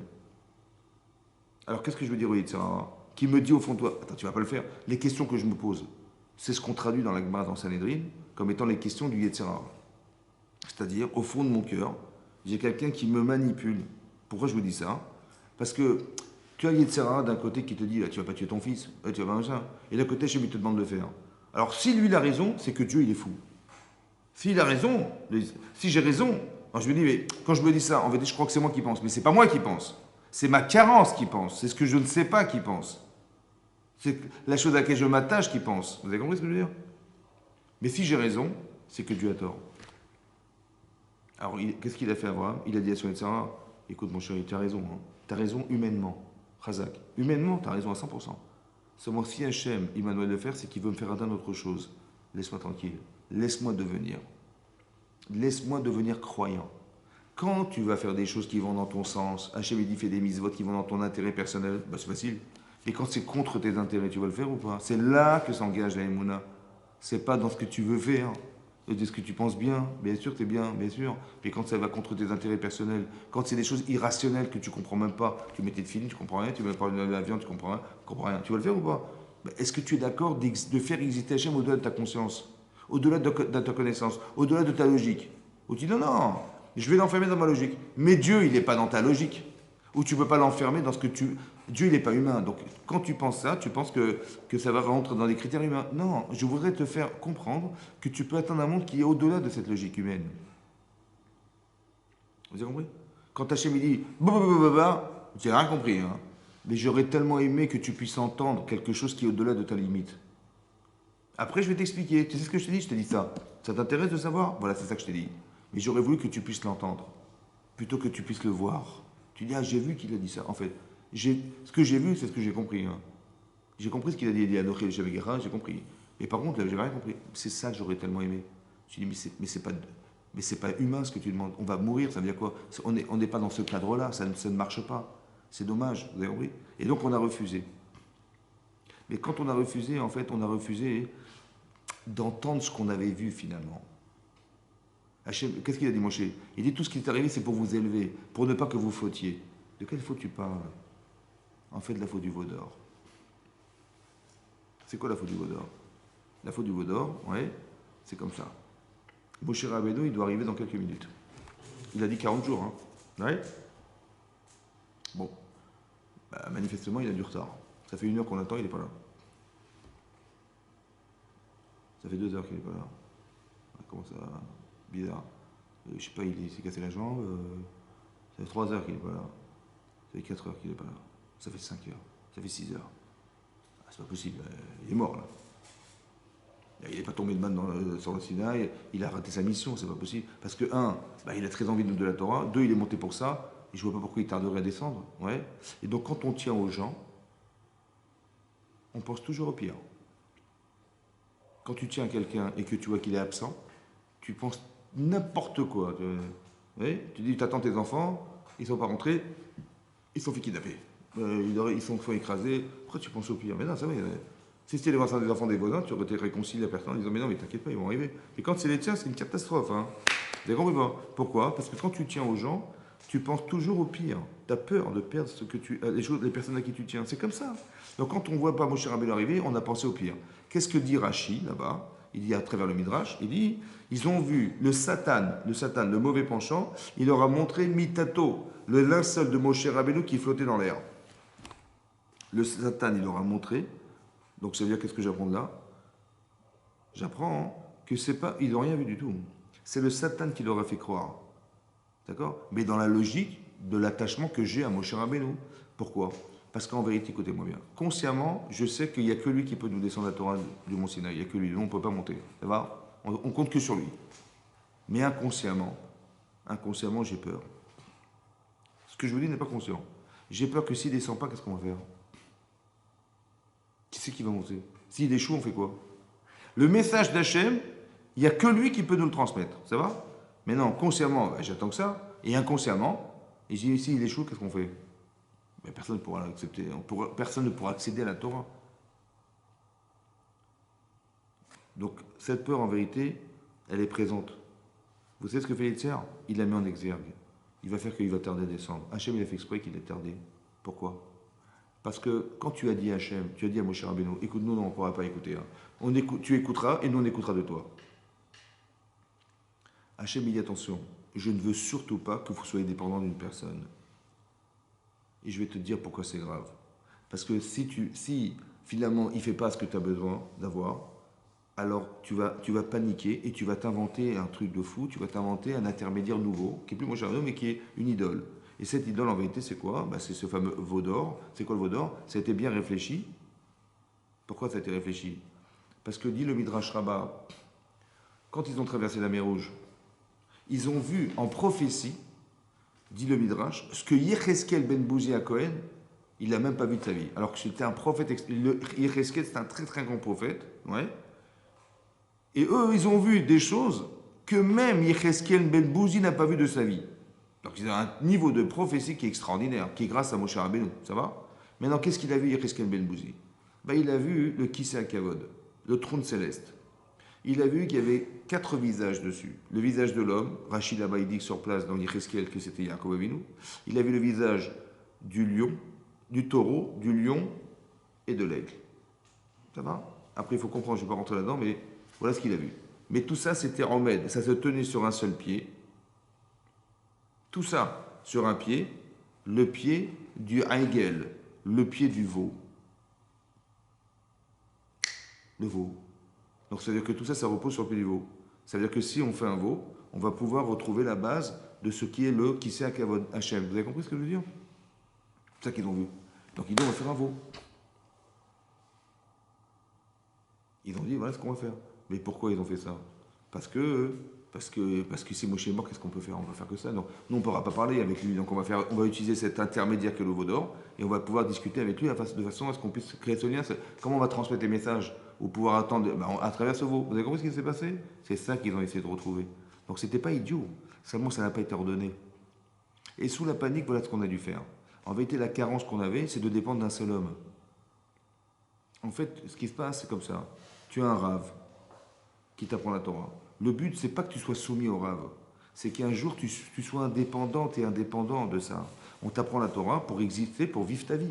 Mais pas dire, ah, si le rave il est pas, qu'est-ce que je vais faire, machin. À le rave, il n'y a plus de rave. Non, on voudrait que tu comprennes que tu ne dois jamais te borner à quelqu'un, à qui que ce soit. La Torah, elle se transmet et avec cette Torah-là, tu vas exister toi. Ça va? C'est ta vie, c'est ta façon de concevoir, c'est ta façon de penser. Après, il faut qu'elle corresponde à la Torah, évidemment, on n'est pas idiot. Mais ça veut dire qu'on ne doit jamais te subordonner. C'est ça, j'aurais tellement voulu que vous écoutiez de moi. Ah, vous n'avez pas écouté de moi, vous avez écouté de Moshe Rabbeinu. Alors il va tarder à descendre et vous allez comprendre que la dépendance, ça peut créer des catastrophes. C'est ça le veau d'or. Parce qu'il fallait entendre de lui. Mais comment tu fais? En fait, c'est Yitro qui a donné la solution, je pense. C'est qu'Yitro, il dit, voilà, j'ai une démarche. La Torah, il faut que je l'accepte, il faut que je sois dans cette recherche de... Mais manifestement, on n'a pas pu arriver à ce niveau-là. C'est-à-dire lequel niveau? Le niveau de l'apprentissage qu'on a de savoir que il faut que ça va y répondre à quelque chose. Ouais. Dans la vie, il nous arrive n'importe quoi dans la vie. Ouais. Il y a des gens, ils font teshuva. Pourquoi? Parce qu'ils ont rencontré quelqu'un, ils ont entendu quelque chose. Et ça correspondait, ça leur parle. Les gens, ça leur parle. Et c'est parce que tu as une recherche interne qui fait que Hachem, il te propose de rencontrer des personnes, des bonnes personnes, parce que tu veux savoir, mais tu ne vas pas les rencontrer par hasard. Et même si tu les rencontrais par hasard, tu ne ferais pas cas, parce que ça ne répondra à rien, tu vois, c'est pas dans tes idéologies, c'est pas dans ta façon de penser, c'est rien. Donc tu les vois, tu les crois, machin. Comme un type, il m'a dit, vous savez, j'habitais depuis 20 ans en bas d'une synagogue. Mais vous croyez que j'étais à la synagogue de ma vie? Jamais, tu vois. Et après, j'ai fait, tu vois, mais j'ai dit, mais qu'est-ce que. Et il s'est rendu compte du temps passé. Mais j'ai dit, ben, c'est vrai, il a voyé tous les jours. Il passait devant tous les jours. Mais ça ne lui parle pas, parce que ça répond à rien. À cause des sœurs de prière, à cause des sœurs de... Il comprend rien. C'est parce qu'ils vont. Ça répond à rien, vous comprenez? Donc il n'est pas attiré parce qu'il répond à rien. Vous savez, on ne voit et on n'entend que ce qui nous intéresse. C'est ça que ça veut dire. Donc l'itro, c'est ça que la Torah veut dire. Il faut que tu sois d'accord, que tu sois en recherche de vérité. Et cette recherche de vérité, l'amplitude que tu vas donner, elle va te permettre, à la proportion de ce que tu désires, Hachem il va te donner. C'est pas par hasard qu'Hachem il a répondu en lui disant, voilà, j'ai fait la guerre contre Amalek et machin. En fait, nous on croit qu'on a fait la guerre contre Amalek parce qu'il fallait faire. En fait, peut-être ça a répondu. Il a fait tout ça juste que pour Yitro il fasse teshuva. C'est un truc de fou, quoi. Il arrive des événements dans la vie, peut-être juste pour qu'un type il puisse en tirer une leçon et il puisse se rapprocher d'Hachem. La mer reste ouverte. Ouais, bah pour le Klaïsa, c'est pour les sauver. Mais peut-être que ça a intéressé Hachem que ça se passe de cette manière pour que Yitro il puisse savoir qu'il y avait un Boréolam derrière tout ça. Vous avez compris ce que je veux dire? Donc il faut avoir cette façon de voir, cette écoute qui nous permet de voir. Pas que tu as vu les informations, mais que tu as entendu les informations. Tu as entendu, tu as tout entendu en fait. Et kol asher asa Elohim. J'ai vu tout ce qu'il a fait.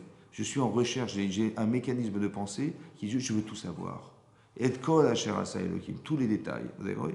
Et c'est là que je me rends compte que quand je suis dans les détails, je me rends compte de l'extraordinaire façon détaillée dont Hachem il a de se comporter.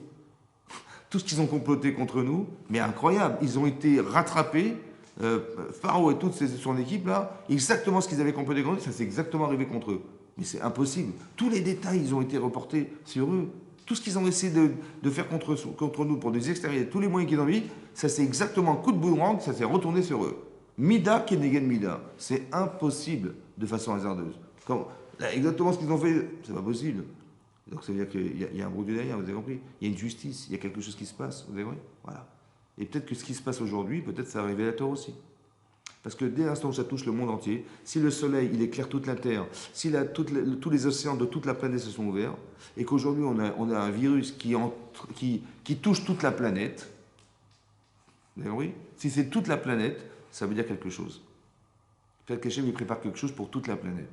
Ouais. Il est en train de nous dire, voilà, tu vas faire des variantes, il y a des variantes, des machins. Et je vois, tu penses que tu as trouvé un remède, il n'y a pas de remède. Un peu comme Paro, il dit, ouais, il y a une maca, ouais, c'est bon. On a vu Dame, ouais, parce que dans le ciel, il est marqué, donc j'ai compris, c'est bon, c'est Etzba, ça va. Et là-bas aussi, j'ai vu les grenouilles, ouais, parce que dans le ciel, il y a des grenouilles, machin. Ah, le vent qui a déplacé toutes les grenouilles, parce que dans le ciel, c'était marqué qu'il y avait un vent, il y avait une tempête qui allait arriver, et c'est ça qui a déplacé toutes les sauterelles. Et tout s'explique, vous avez compris? Mais si tu penses que tout peut s'expliquer, alors tu vas sortir du critère du fait que Hachem il est là derrière. Parce que tout s'explique, tu comprends? Alors en vérité, on voudrait t'expliquer que c'est autre chose qu'on voudrait te faire comprendre. Derrière l'image, essaie de voir qu'il y a autre chose. Derrière les mots, essaie de comprendre qu'il y a un son, il y a une voix.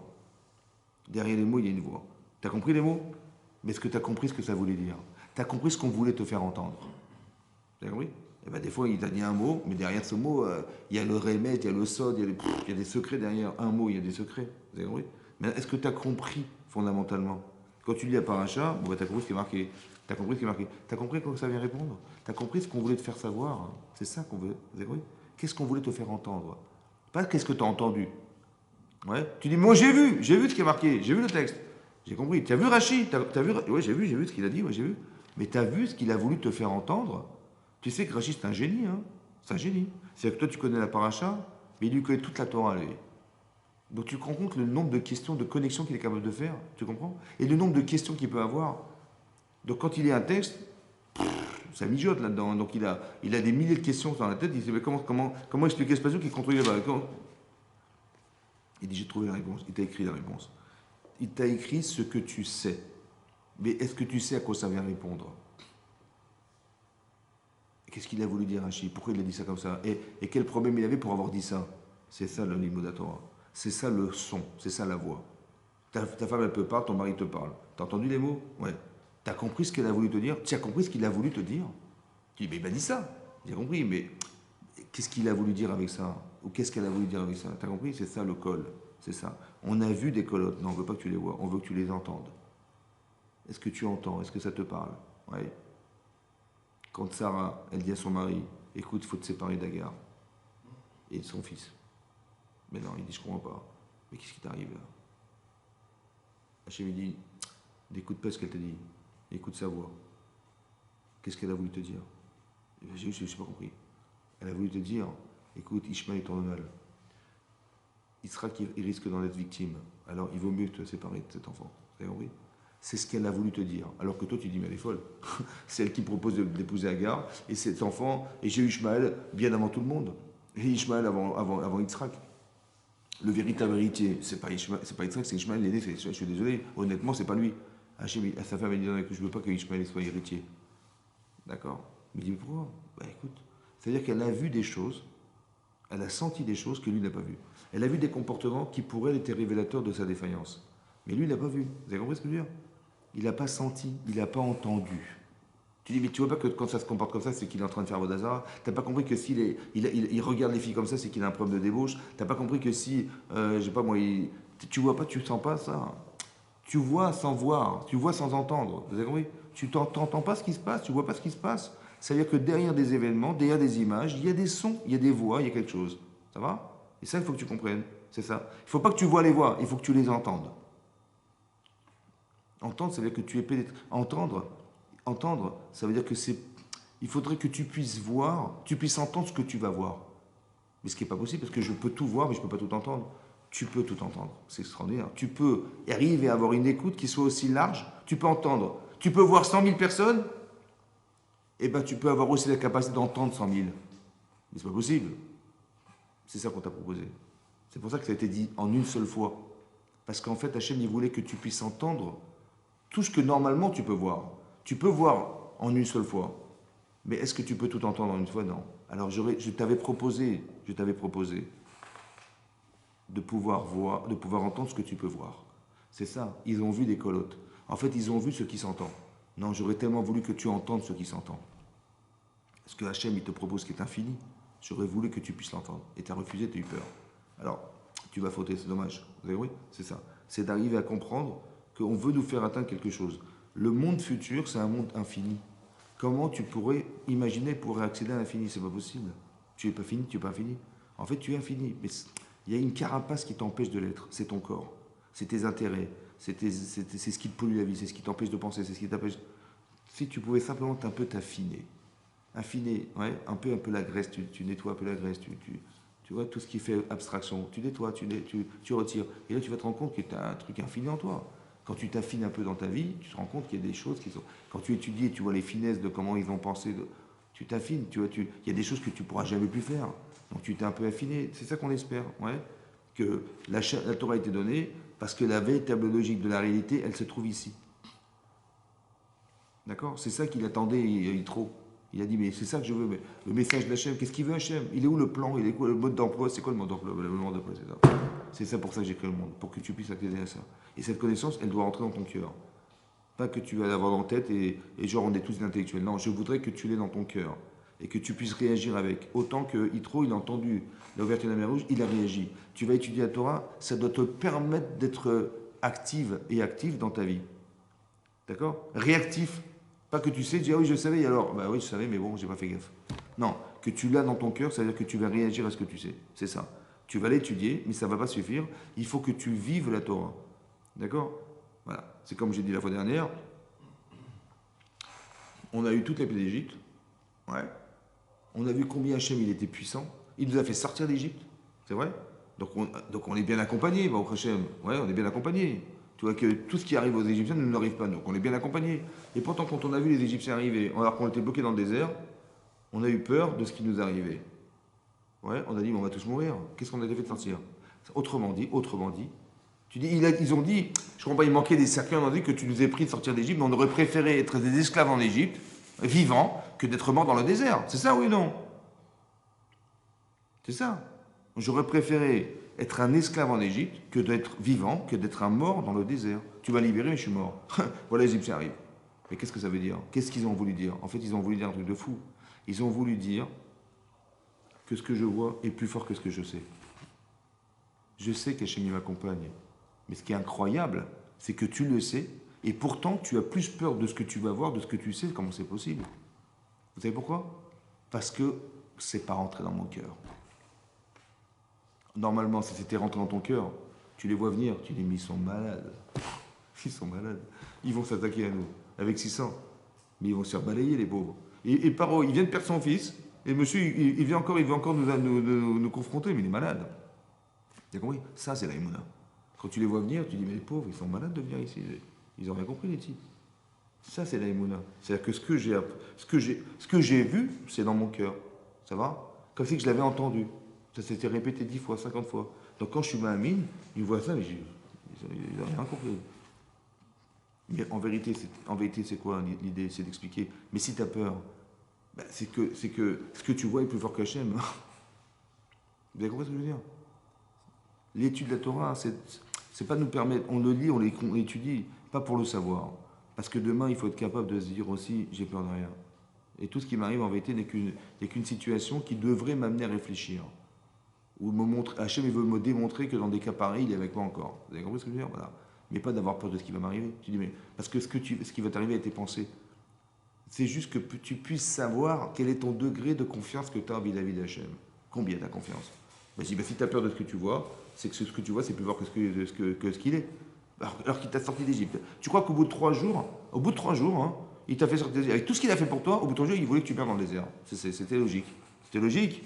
Au bout de 3 jours, après tu sors, tu veux mourir dans le désert, c'est normal. Mais non. Donc, il y a de l'incohérence derrière tout ça. Donc, essaye de comprendre qu'en fait, ce qu'il voulait t'expliquer, c'est que si tu as peur, c'est que tu as plus peur de ce que tu sais, de ce que tu vois que de ce que tu sais. C'est ça qu'il a voulu nous dire à travers un événement. Okay. Tu vois l'image, qu'est-ce que ça veut dire? Je voudrais que tu vois au-dessus de l'image, que tu vois les voix qui sortent de ce que tu... pas que tu le vois, mais que tu l'entendes. Tu vois? Que tu t'entendes dire. Tu t'entends dire, mais attends, mais je suis malade, j'ai plus peur de ça que d'agir n'importe quoi. Tu t'entends dire, mais t'es bête, tu t'entends dire un truc pareil, c'est stupide. Il faut arrêter d'entendre, il faut arrêter de voir, il faut entendre. C'est ça, on voudrait que tu entendes. Il se passe un événement, qu'est-ce que tu entends par là? Ça te parle? Ça te parle cette chose? Paro, quand il voit ça, mais ça me parle ce truc. Il y a eu la guerre contre Amalek, mais ça me parle. Il y a eu la truc, mais qu'est-ce que tu as compris? Qu'est-ce que tu as vu? Qu'est-ce que tu as entendu pour que ça puisse te faire réagir? Voilà. Moi, je vois ça, je ne comprends pas. Vous avez compris? Ça se travaille, ça. Tu dis, mais j'ai vu. Ils sont sortis de j'ai vu la guerre contre Amalek, j'ai vu, et alors? Tu l'as vu, et alors? Qu'est-ce que ça te dit? J'ai juste vu qu'ils ont eu de la chance, ils ont gagné la guerre. Non, il y a autre chose à entendre. Vous avez compris? C'est ça. C'est ça, l'aïmouna. D'arriver à sortir, à entendre ce qui peut se passer derrière un événement. Ouais. Et pas simplement se dire, voilà, mais il ne faudrait jamais qu'on arrête la chose à l'image. Vous avez compris ça? Il faut sortir de l'image, sortir de l'image. Un petit peu comme tu vois, tu as un corps, en vérité, tu es infini. Est-ce que tu es capable d'accepter que tu es infini? Mais non, ça vous dit n'importe quoi. Tu dis, les gens, on les a enterrés. Est-ce que tu peux imaginer que ces gens-là, ils ne sont pas morts? Tu peux imaginer que ces gens, ils vont revivre. Tu peux l'imaginer ou pas? C'est pas possible. Il y aura Triatamitim un jour. Mais si tu n'y crois pas, ça ne pourra pas se faire. Mais sache qu'il n'y a jamais de fin en soi. Tu dis, le type, il est mort, il est enterré, c'est fini. Non. Parce que si on est là, c'est pour vivre éternellement. Ça veut dire qu'il y a quelque chose qui fait que, quand tu fais tes chouvas, qu'est-ce que tu fais? Ben, tu es en train de faire revivre la personne qui a disparu. Parce que si tu avais continué ça, tu serais mort de ta faute. Sache que quand tu fais tes chouvas, tu remets en cause, c'est-à-dire que tu fais renaître quelqu'un d'autre qui n'existe pas. Tu dis, mais comment j'ai pu faire un truc pareil? Mais comment je suis stupide ou quoi? Comment j'ai pu faire un truc pareil? Donc tu te vois dans le passé, cette personne-là, tu n'en veux plus. Mais c'est une triatamétime, c'est la résurrection des morts, ça. Non? Tu dis, les personnes que j'ai aidées, j'en veux plus, je veux plus cette là. Donc qu'est-ce que tu es en train de faire? On te donne le pouvoir de faire naître quelqu'un d'autre en toi, ouais, qui fait que cette personne-là, j'en veux plus, elle est décédée, mais celle que je veux vivre, c'est la prochaine. C'est pas une triatamétime, ça? Mais c'est comme ça, évidemment que c'est comme ça. Donc les gens qui sont disparus, ils vont renaître un jour, c'est évident, puisque derrière, il y a une neshama qui est éternelle, tu ne peux pas la détruire, celle-là. Donc forcément, ce que tu vois, c'est une mort qui est temporelle, mais en vérité, au fond, derrière ce que tu devrais savoir, de ce que tu devrais entendre, c'est que cette personne, elle va revivre un jour. C'est ça que... D'accord? En apparence, c'est ça. C'est comme tu dis, on a pris la photo de la pancarte qui avait placardé Aman dans tous les 127 provinces. Il est marqué, on va tous mourir très hasard. Ça va? Si tu arrêtes le film à ce moment-là, on se suicide tous. Ça va? Je dis non, mais la vie continue. Hein. Ah bon, qu'est-ce qui va se passer? Tu vois ce qu'il va faire Hachem. Il y a Esther Amalka, ah oui, j'avais rien compris. Au début, il a pris sa femme, il a demandé à ce qu'elle se présente toute nue, elle n'a pas voulu, il a dit bon, on va la tuer, ok. Après, Aman, il dit mais attendez, vous savez, elle n'a pas saucé vis-à-vis de vous, mais vis-à-vis de. Les gens, ils ont Paris Match, hein, je vous rassure, ils lisent Gala et Paris Match. Donc quand ils ont vu qu'elle est la reine, elle ose, madame, défier son mari, mais toutes les femmes du royaume, elles vont faire pareil. Hein. Voilà ce qu'il a proposé à Aman, taré quoi. Il a dit ah oui, t'as raison, bien sûr, on va la prendre, évidemment. Après, qu'est-ce qu'on trouve? On trouve qui? Bah, Esther Amalka, la femme du Rav. Voilà, c'est elle qui va épouser. On ne comprend rien. Et tout à coup, il se réveille, il dit oh, je vais exterminer tout le peuple juif. On ne comprend rien. D'accord? Oui. Ça, c'est ce qui est marqué. Est-ce que tu entends quelque chose d'autre? Est-ce que tu vois Hachem dans l'histoire? Tu l'entends ou pas? D'accord, oui, c'est ça. Tu vois des événements, une série d'événements, une séquence d'événements. Mais quand tu vois à la fin du film, tu dis mais te rends compte, si Esther n'était pas là. Et après, on commence à on a tout compris. Mais il faut que tu puisses le voir. Il faut que tu puisses entendre ce qui se passe derrière les événements. C'est ça pour Purim. Vous avez compris? C'est ça. Que tu t'arrêtes pas à l'image, mais tu as la capacité mentale et l'ouïe à pouvoir entendre autre chose. Voilà. C'est ça la Torah. On dit le kol Torah, la voix de la Torah. À travers les mots, il y a des voix qui sortent. Ça veut dire, est-ce que tu entends autre chose? Un enfant, tu dis, explique-moi la paracha. Un enfant, il a 7 ans, il va te traduire. Après, quand il a 12 ans, il voit encore autre chose. Et après, 15 ans, encore autre chose. Et après, 20 ans, 30 ans, 40 ans, 50 ans, 70 ans, 75 ans, a dit qu'il a 75 ans. Il connaît toute la Torah. Il dit, ok, je vais t'expliquer selon le Gaon de Villeneuve. Mais c'est-à-dire qu'il entend autre chose. Mais c'est les mêmes mots. Tu dis la Galate Pessar, tous les ans, on répète la Galate Pessar. Mais si tu répètes tous les ans la même chose, c'est que tu n'as rien compris. Les questions, elles sont les mêmes, hein, peut-être. Mais les réponses, elles ne doivent pas être les mêmes. Tu as vécu un an quand même, tu as changé, il s'est passé quelque chose dans ta vie. Donc tu ne peux pas expliquer autrement, non? Que quand tu as pensé, avec 10 ans que tu répètes la même chose. Tu vois? Est-ce que tu n'entends pas autre chose dans la Galate Pessar? Tu entends autre chose? Ou alors tu répètes toujours la même chose tous les ans? Non, il faut que ça change. Il faut qu'il y ait quelque chose d'autre. La vie que tu as passée cette année, elle t'a permis d'avoir une autre vision de ta vie. Et bien cette vision-là, elle t'a changé. Ben, quand tu vas à la tête, tu verras que ça va. Tu as d'autres lunettes, tu vois autrement. Il va sortir autre chose. C'est ça l'évolution. Mais parce que tu as cette dynamique permanente de trouver à chaque fois, d'être en recherche. Tu es en recherche, mais Vakesh et Hachem, tu demandes Hachem. Voilà, tu veux savoir qu'est-ce qu'il fait, qu'est-ce qu'il fait. Mais plus tu t'interroges, plus tu réfléchis, plus tu cherches des réponses, tu vas demander, et tu vas étudier, c'est comme ça. Ou tu vas, à travers ce que tu vas vivre, tu vas tirer des leçons. C'est ça ou pas? Et c'est cette dynamique qu'on voudrait qu'on ait. C'est ça, Yitro. Vous avez oui?